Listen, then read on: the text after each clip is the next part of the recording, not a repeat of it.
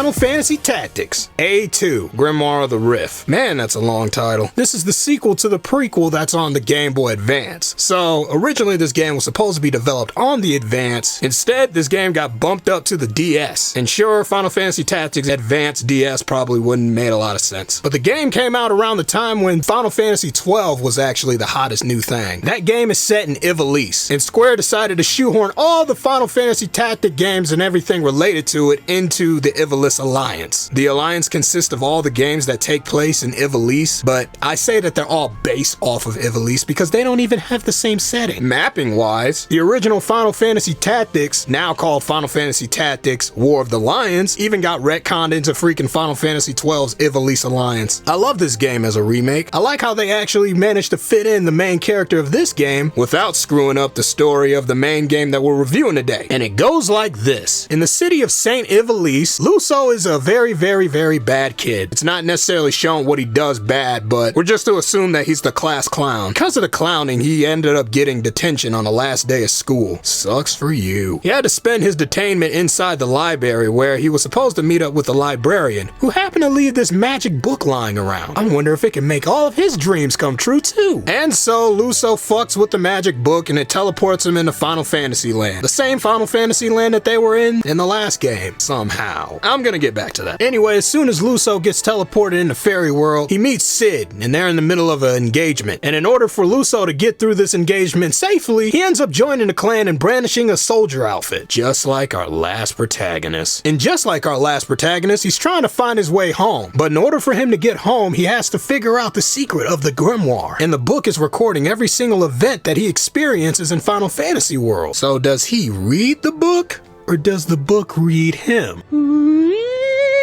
Sounds like a tagline from a Goosebumps novel. So what's new in this game? Because the game would be pretty crappy if it didn't improve on any of the faults that the last game made. And right off the bat, the graphics and the sound of this game is just a major improvement because it's now on the DS and not the Game Boy Advance. I don't even need to tell you that. But what I need to tell you is that the world of Jellin is actually huge. And it actually gives you more missions to dispatch your units on. I mean, it was mandatory to dispatch your units to do certain missions in the last game, but in this game, you could do all the missions all by yourself. Gonna get your hands dirty today. I'm gonna fight me a giant chicken. Then after that, I'm gonna go look for a shiny rock. Yes, the mission objectives definitely have expanded in this game, and they're way more diverse than just beating up the people that's not on your side. And we still got the last races from the last game on our side, and we got two new ones. You got pigmen and fairy girls. Yeah, I'm just gonna keep using the humans and the secret characters that we can unlock. Oh wait, and did I mention that you have to unlock everything? That means you gotta unlock new weapons, you gotta unlock new classes, and you gotta unlock new areas to go to. You gotta synthesize materials in order to get new weapons to buy at the bazaar. I mean, that's a common thing that Final Fantasy does, but you didn't have to do that in the last game. All you needed was the money, and it was yours. That's how it's supposed to be. I don't go to Circuit City and say I want to buy a new sound system, and they tell me to bring a new subwoofer and some boxes. Oh, we'll have this ready for you to buy in 6 weeks. We promise. Or I just can order it online. Sadly, there's no online features with Final Fantasy Tactics A2, which is something I was actually hoping for. The DS actually has a better lineup of online games than their main console. So why not put some co-op and versus in this game instead of putting it in freaking Final Fantasy Crystal Ring Bearers? How cool would it have been to be able to turn on the game for the first time and trade for units and have a very powerful team at the get-go? You could have a powerful ass team in the beginning of the last game by having some really dope ass abilities and job classes available. But sadly though, in this game, you gotta unlock job classes too. And the way you unlock those is by doing the missions corresponding to those jobs, so you're gonna be playing for a while. Man, I was able to level up my advanced team so quick, people were asking me about it in the comments. I mean, all these gameplay features are annoying, but none of them takes the cake like the judge. I mean, don't get me wrong, he was annoying in the last game, but it was manageable, because we had the cards, and the law cards enabled and disabled judge rules, but we don't get that in this game, no. In this game, the judges are no longer people, but some kind of magical golem, and you swear an oath with this judge and he protects you from dying in clan engagements. So the judge here just basically sets rules for his protection. And my gosh, these are some of the dumbest rules. The rules can affect how you move or how you attack, but it's not in a strategic way, it's just more of a nuisance. One time the judge told me that I'm not allowed to miss. How the F am I supposed to do that? I mean, the only true way that I have control over if my unit attacks and misses if I just don't attack in the first place. Because there's always just that slight chance that they might miss, even if I just choose the units that have the highest accuracy. This is ludicrous. And if you break that law, you lose all your clan privileges as well as your reward, and your units cannot be revived if they die in the battle. I like the judge cards in the last game as penalties. I mean, shit, all I had to do was basically pay a fine and maybe lose some AP points. Instead, the judge is like a cop that just said, screw this, you guys broke the rules, I'm off duty. I'll come back and mark up the bodies later. Thanks, officer!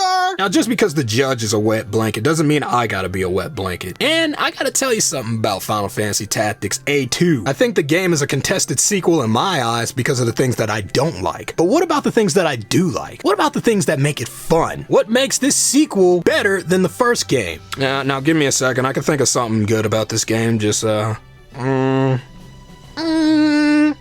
I like the job system. The job system from the last game featured all the Final Fantasy staple jobs like Black Mage and Archer and Thief. My personal favorite is Monk. In Grimoire of the Rift, they actually expanded on the job classes for every race, which is something that I find very awesome and unique. For this game, that is. Because I never heard of a Final Fantasy game that actually had a green mage. But my new favorite class for this game exclusively is Master Monk, which is just basically a better version of a monk. And because of that, in the new game, my favorite class now is the Bangas. I don't know if I'm saying that right, but that's a dope name for a fucking race. Bangas. Say that with me. Bangas! Now, I'd be a fool if I don't mention that certain characters from Final Fantasy XII actually appear in this game as well. As space pirates. I mean, sky pirates. And even some of the characters from the last game actually show up. Huh. Now, let me get back to this topic of Marsh being the villain of the last game.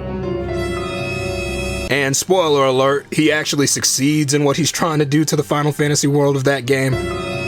But that's the player character, so. This world is the same world from the last game. So the basis of Marsh's villainy, I want to go home, so let's destroy this fantasy world, was not even necessary. Because the world is still here, and you and your friends got to go home, but I guess you succeeded because you made sure they got real jobs. Mute's now a librarian. Point is that both protagonists of both games want to do the same exact thing, and Luso does it in a better way than Marsh did. And I like that Luso says that he just wants to go home to see his family and not just because.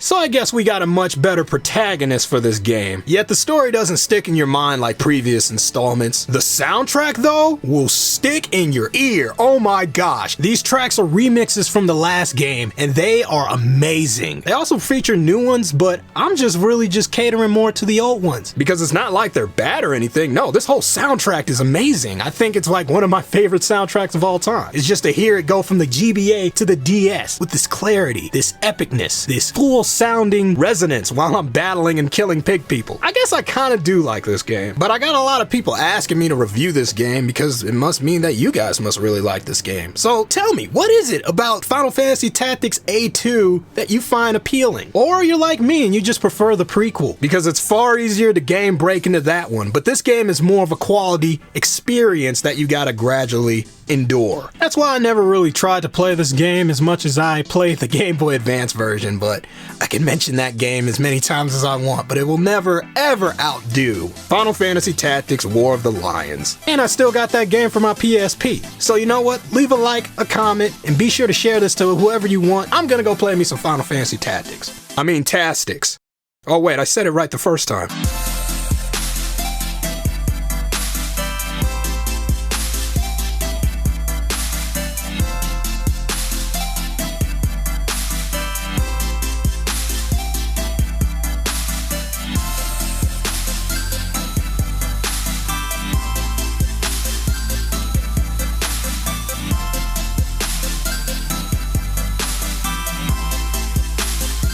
Of a monk.